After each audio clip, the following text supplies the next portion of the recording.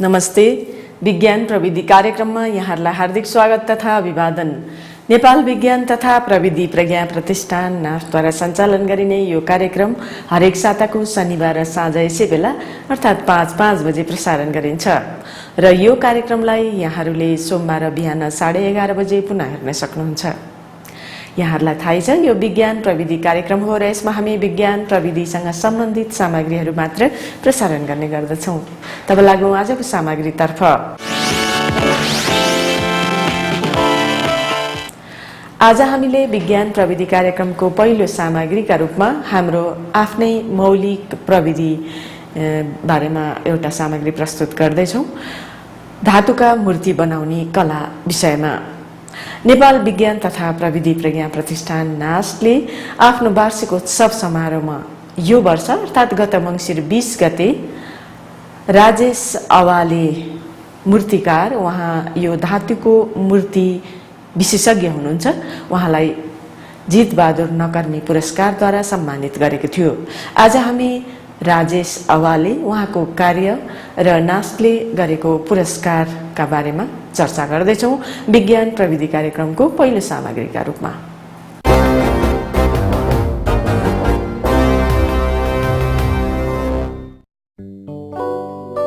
जीविकोपार्जनको क्रममा मानिसले आफ्नो वासस्थान वरपरका ढुङ्गा माटोको प्रयोग गर्न जानेको अवस्थादेखि नै खनिजको प्रयोग गर्न प्रारम्भ गरेको हो भन्न सकिन्छ। भौगर्भिक प्रक्रियाबाट प्राकृतिक रूपमै बनेको निश्चित आणविक बनावट भएको ठोस तथा तरल पदार्थलाई हामी खनिज भन्दछौँ। मानव हितका लागि प्रयोग गरिने चट्टान, माटो, बालुवा, कोइला, पेट्रोलियम पदार्थ आदि सबै खनिज हुन्। तामा, फलाम, सुन जस्ता धातु निकाल्न सकिने खनिजलाई धातुजन्य खनिज भनिन्छ। विभिन्न धातुहरूमध्ये तामा अति नरम, जस्तो आकारमा पनि ढाल्न सकिने, ताप र विद्युतको उत्तम सुचालक अर्थात् गुड कन्डक्टर हो।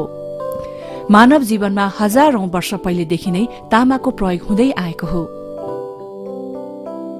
नेपालमा पनि परापूर्व कालदेखि नै तामाको उत्खनन गरेर प्रयोग हुँदै आएको पाइन्छ। विद्युतीय सामग्रीहरू, मिश्रण धातुहरू, सिक्का, भाँडाकुँडा आदि बनाउन तामाको प्रयोग हुने गर्दछ।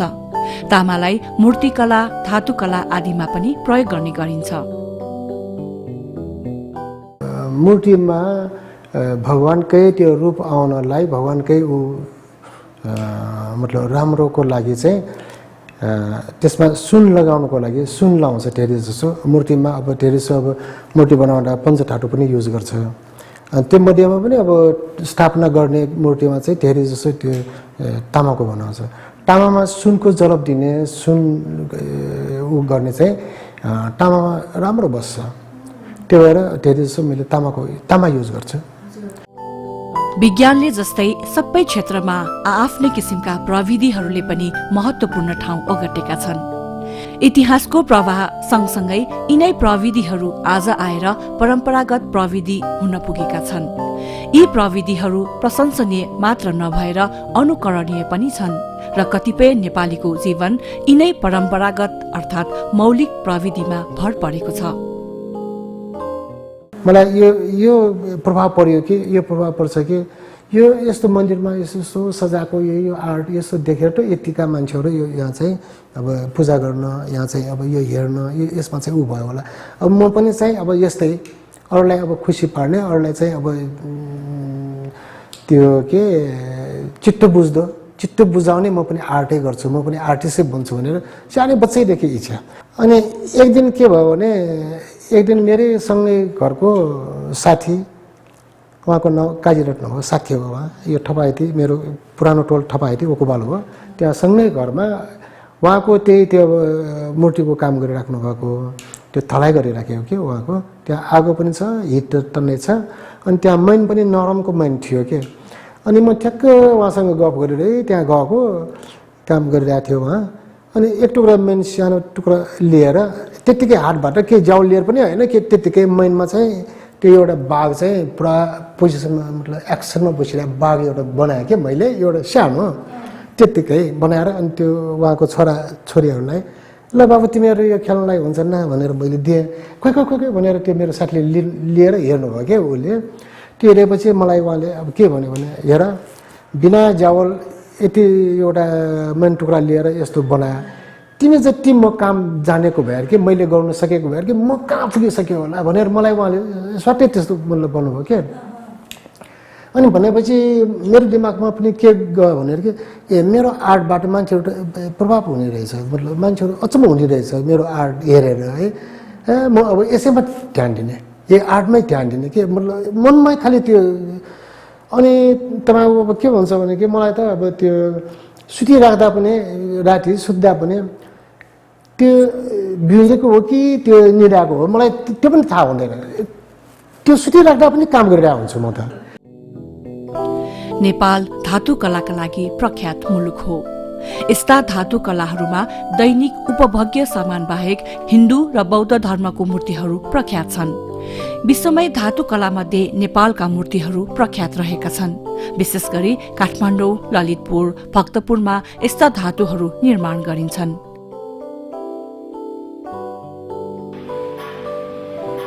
मैनलाई प्रयोग गरेर चाहिने आकारको मूर्ति बनाइन्छ मैनको मूर्ति तयार भएपछि उक्त मूर्तिमा आधा भाग गोबर र आधा भाग मलिलो माटोको मिश्रणलाई आवश्यकता अनुसार लेप लगाइन्छ टिकाउका लागि घाँस खाएको गाईकै गोबर हुनु जरुरी हुन्छ त्यसपछि धानको भुस र पहेँलो माटोको मिश्रणलाई फेरि उक्त मूर्तिमाथि आवश्यकता अनुसार थप्ने गरिन्छ यसरी तयार भइसकेपछि भित्र रहेको मैनलाई तताएर निकालिन्छ माटोको मूर्तिलाई 500 देखि 600 डिग्री सेल्सियससम्म पोलिन्छ र तामालाई भने 1400 डिग्री सेल्सियससम्म ताप दिएर पगालिन्छ पगालेको तामाको झोललाई इटा जस्तो पाकेको उक्त मूर्तिमा मैन निकालेर खाली वा रिक्त भएको ठाउँमा खन्याइन्छ तामा जमेको केही समयपछि उक्त पाकेको माटोको मूर्तिलाई फुटाइन्छ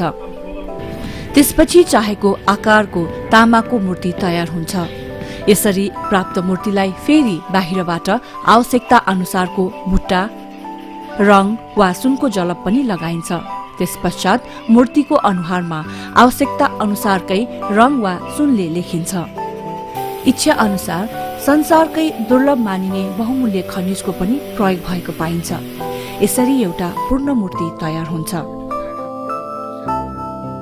धातु कलामा पोख्त सिप भएका कलाकारहरूले यो कलालाई संरक्षण गरिराखेका छन् यस्तो कला र सिप एक पुस्ताबाट अर्को पुस्तामा हस्तान्तरण भइरहेको छ तर आजभोलि युवा पुस्ताहरूको अन्य पेसामा अभिरुचि रहेकाले धातु कलाको पेसालाई अँगाल्ने क्रम घट्दो छ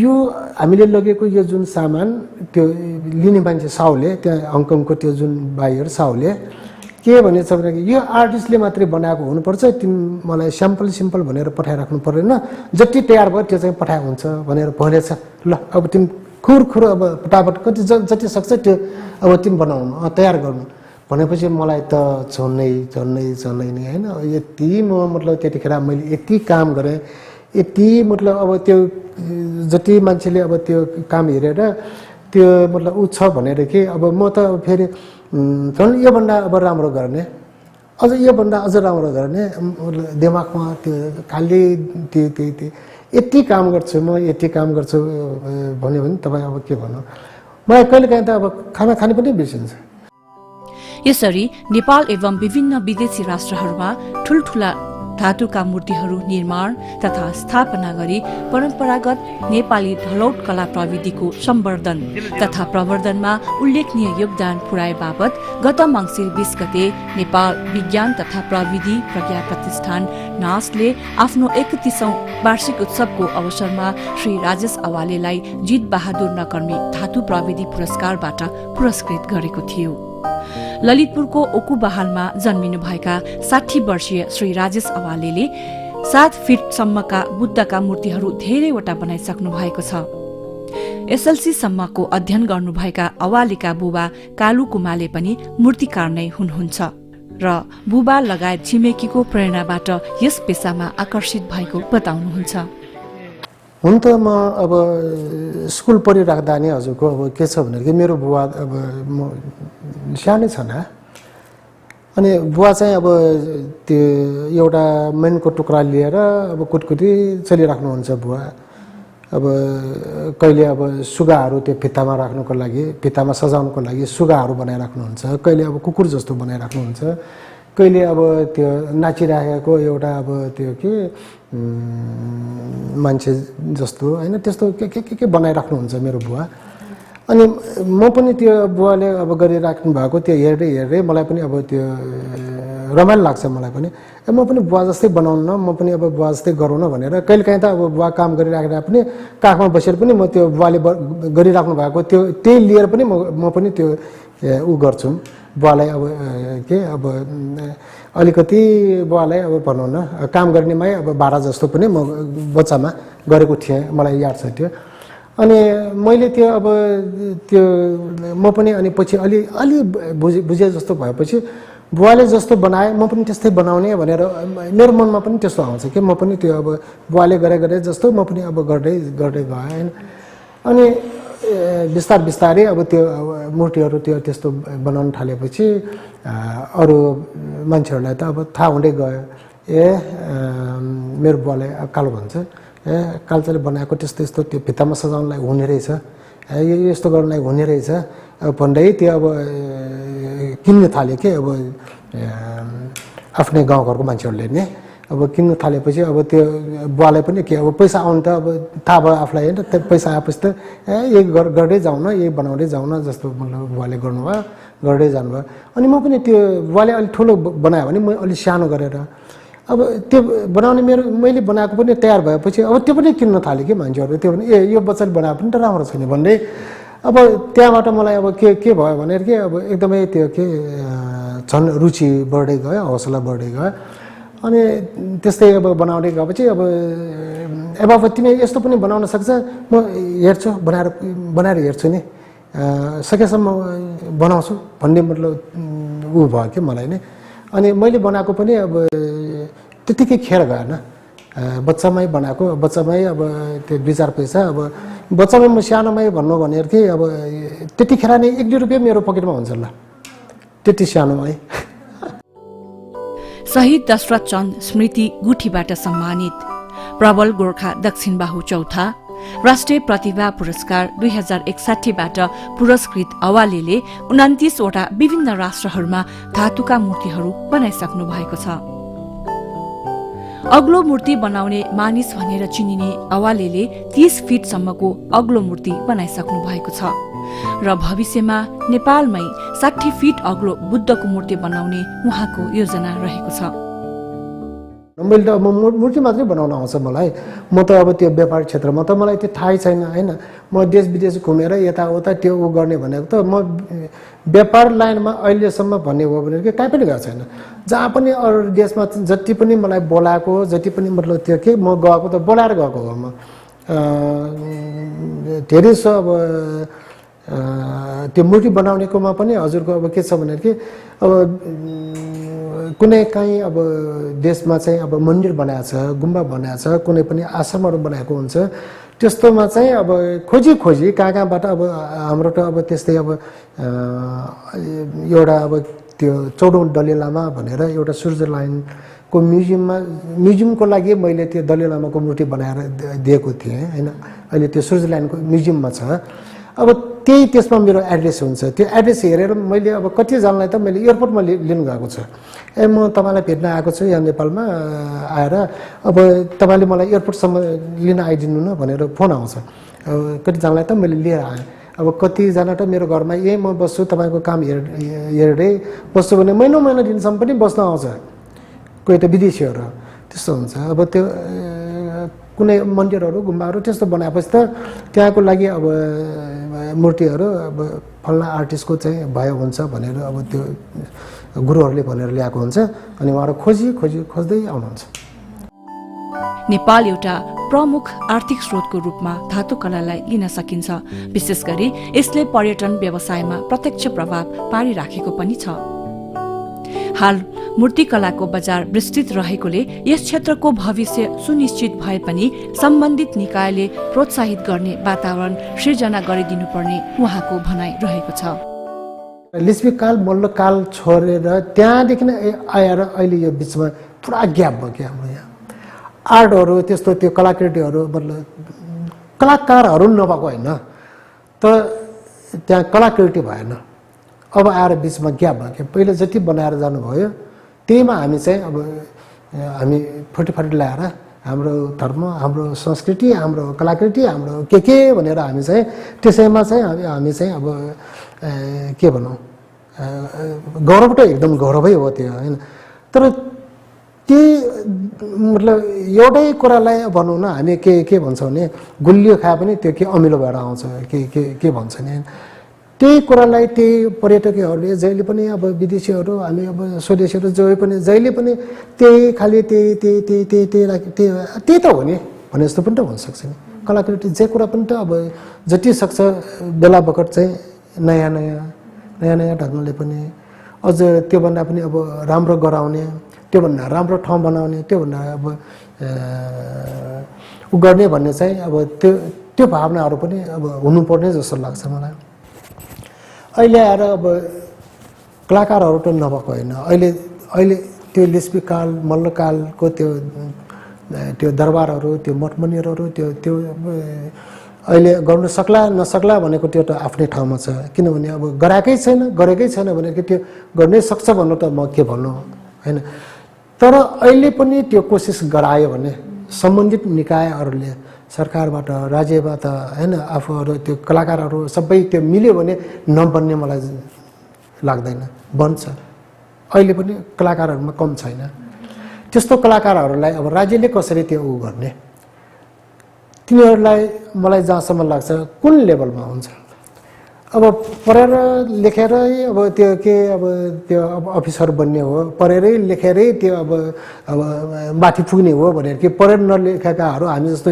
सिप भएकाहरू अब केही होइन यदि हो भनेर कि मलाई जहाँसम्म लाग्छ उहाँहरूलाई पनि त्यस्तोहरूलाई पनि कुनै पनि लेभलमा राखेर राज्यले चाहिँ गर्यो भने भोलि पनि हामी चाहिँ सिरो ठाडो गरेर होइन हामी चाहिँ बस्ने ठाउँ हुन्छ कि जस्तो मलाई लाग्छ यसरी मौलिक प्रविधिमा अविरल रूपमा योगदान पुर्याइरहनुभएका श्री राजेश अवालेको उत्तरोत्तर प्रगतिको शुभकामना गोराउरीमा अब मेरो साथीहरू भाइहरू भनौँ न अब थुप्रैजना मिलेर त्यहाँ झन्डै 60-65 रोपनी जति जग्गा त्यहाँ जम्मा गरिरहेछ अब त्यहाँ चाहिँ अब मलाई त्यो भाइहरूले बोलाइरहेछ मलाई दाइ यहाँ के पनि हामी गरौँ के पनि ऊ गरौँ के गरे हुन्छ भनेर सल्लाह लिइरहेछ मैले अस्ति भर्खरै त्यो 2 महिना जति भयो सतीमन जोशीज्यूबाट अब शिलान्यास पनि गरेँ हामी आर्ट भिलेजै गरौँ अब आर्ट भिलेजै गरौँ त्यहाँ चाहिँ अब एउटा ठुलो मूर्ति राख्ने त्यहाँबाट अब त्यो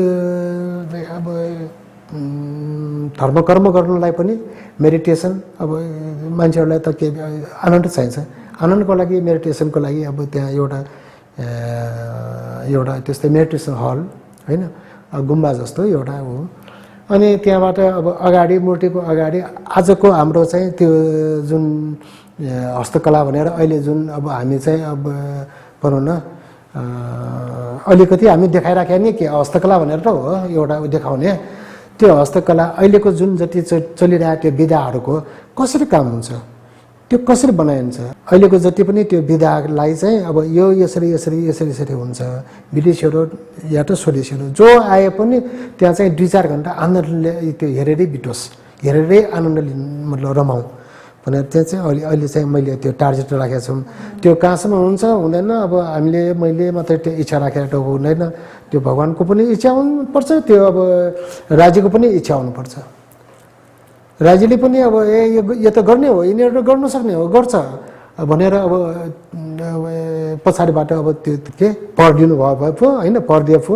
हुन्छ नि अब भरै छैन भने के हुन्छ सम्बन्धित निकायहरूले चाहिँ अब हामीलाई चाहिँ अब हो भनेर मतलब हामीलाई चाहिँ हातमा हात मिलाएर हामीलाई अब सहयोग गरिदियो भने हामीले तान्यो भने हामीलाई आफ्नो मान्यो भने होइन हामी पनि अब देशमा राज्यमा अब हाम्रो देशलाई कुनै पनि गरौँ भनेर इच्छा राखेरै आएको हो इच्छा राख्छ पनि मेरो लास्ट इच्छामा त म भन्छु मैले भन्ने म चाहिँ अब एउटा इमान्दार नागरिक होइन एउटा साँच्चैकै आर्टिस्ट भनेर जाने भन्ने मेरो इच्छा छ किनभने मान्छे जन्मिने भनेको अब पहिला के जन्मियो के भयो त्यो अज्ञान थाहा छैन। अब पनि अब के हुन्छ कहाँ जान्छ अब हाम्रो आत्मा त अब अमर भन्छ हैन। म त फेरि पनि म मान्छे भएर यहाँ आउन पाऊँ, फेरि पनि म राज्यको लागि देशको लागि कुनै पनि मतलब गर्नु मौका मिलिराखोस् भनेर भगवानसँग म जहिले पनि प्रार्थना गरिरहेको छ।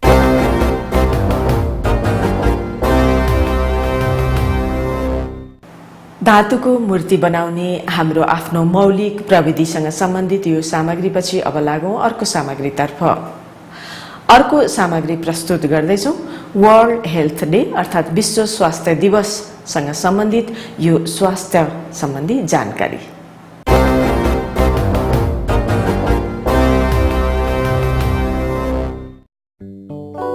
स्वास्थ्य नै सबैभन्दा ठूलो धन हो। मानिस स्वस्थ रहेमा मात्रै उसले आफ्नो दैनिक जीवन सुचारू रूपले बिताउनुका साथै विभिन्न अध्ययन, अनुसन्धान, आविष्कार लगायतका महत्त्वपूर्ण कामहरू सम्पन्न गर्न सक्दछ। तर आजको समयमा पूर्ण रूपले स्वस्थ मानिस भेट्नै दुर्लभ भएको छ। मानिसहरू सामान्य समस्याहरू जस्तै रुघाखोकी, ज्वरो आदिदेखि लिएर डिप्रेसन, टिबी, एड्स, मुटु रोग, क्यान्सर जस्ता भयानक रोगहरूबाट ग्रसित छन्। यस्तै रोगहरूमध्ये लामखुट्टे, झिँगा, भुसुना, शंखेकिरा आदि माध्यमहरूबाट सर्ने रोगहरू अर्थात् भेक्टर बर्न डिजिज जस्तै मलेरिया, डेङ्गी, कालाजार, हात्तीपाइले, पहेँले ज्वरो, सिस्टोजोमियासिस आदिको जोखिममा विश्वका आधा भन्दा बढी जनसङ्ख्या रहेका छन्। विश्व स्वास्थ्य संगठनले सन् 1946 मा दिएको परिभाषा अनुसार स्वास्थ्य भन्नाले कुनै पनि व्यक्तिको शारीरिक, मानसिक तथा सामाजिक अवस्था राम्रो हुनुका साथसाथै रोग तथा कमजोरी नभएको अवस्था भन्ने बुझिन्छ। उक्त परिभाषालाई पुनः सन् 1986 मा परिमार्जन गर्दै स्वास्थ्य भनेको केवल अवस्था मात्र नभई दैनिक जीवनको अत्यावश्यक स्रोत पनि हो भनिएको छ। सन् 1948 मा विश्व स्वास्थ्य संगठनको स्थापना गरिएको सम्झना स्वरूप त्यसै दिनलाई अर्थात् प्रत्येक वर्षको अप्रिल 7 तारिखलाई विश्व स्वास्थ्य दिवसका रूपमा मनाउने गरिन्छ। हरेक वर्ष नयाँ नयाँ नारामा केन्द्रित रहेर मनाइने यो दिवसको यस वर्ष अर्थात् सन् 2014 को नारा भने vector borne disease small bite big threat भन्ने रहेको छ। विश्व स्वास्थ्य संगठनका अनुसार लामखुट्टे जन्य रोग डेङ्गी हाल विश्वका 100 वटा देशहरूमा देखा परिसकेको छ, जसबाट वर्षेनी विश्वभरिका 5 देखि 10 करोड मानिसहरू प्रभावित हुने गरेका छन्। त्यसैगरी मलेरियाबाट मात्रै प्रत्येक वर्ष 10 लाख मानिसहरू मर्ने गर्दछन्। यस्ता रोगहरूमध्ये 70% रोग तथा रोगीहरू विकासोन्मुख तथा गरिब मुलुकबाट रहने गरेका छन्। वर्षायामसँगै लामखुट्टे, झिँगा आदि माध्यमहरूबाट सर्ने रोगहरूको खतरा नेपाल लगायत अन्य एसियाली मुलुकहरूमा तीव्र गतिमा बढ्ने गरेको छ। नेपालमा हालसम्म 11 जाति र 130 प्रजातिका लामखुट्टे पाइन्छन्। बितेको 2 दशकमा हेर्दा डेङ्गी, जापानिज इन्सेफेलाइटिस जस्ता रोगहरू लोप भइसकेका ठाउँहरूमा पुनः महामारीको रूपमा देखा पर्ने क्रम जारी छ। सन् 2007 मा देखिएको डेङ्गी सन् 2011 मा चितवनमा महामारीको रूपमा देखा परेको थियो। त्यसैगरी विश्वभरि नै पहिले देखा नपरेका ठाउँहरूमा पनि आजभोलि यस्ता रोगहरू देखा परिरहेका छन्। यस्ता रोगहरू सजिलै रोकथाम गर्न सकिने भएर पनि जनचेतनाका कमीका कारण नियन्त्रणमा आउन सकेको छैन। कीटनाशक औषधिहरू प्रयोग गरेर रोगका माध्यमहरू नियन्त्रण गर्दा स्वास्थ्यमा पर्ने नकारात्मक प्रभावहरू अत्यधिक हुने भएकाले सामान्य घरेलु उपचारहरू जस्तै घर वरिपरिका खाल्डाखुल्डी पुर्ने, सरसफाई तथा झुलको प्रयोग आदिले पनि लाखौं मानिसको जीवन जोगाउन सकिने कुरालाई ध्यानमा राखी यस पटकको विश्व स्वास्थ्य दिवस मनाइएको छ। विश्व स्वास्थ्य दिवसका दिन मात्र स्वास्थ्यको चर्चा नगरी हरेक दिन आफ्नो स्वास्थ्यप्रति चनाखो भई रोगहरूबाट बचौं र स्वस्थ रहौं। हाम्रो शुभकामना।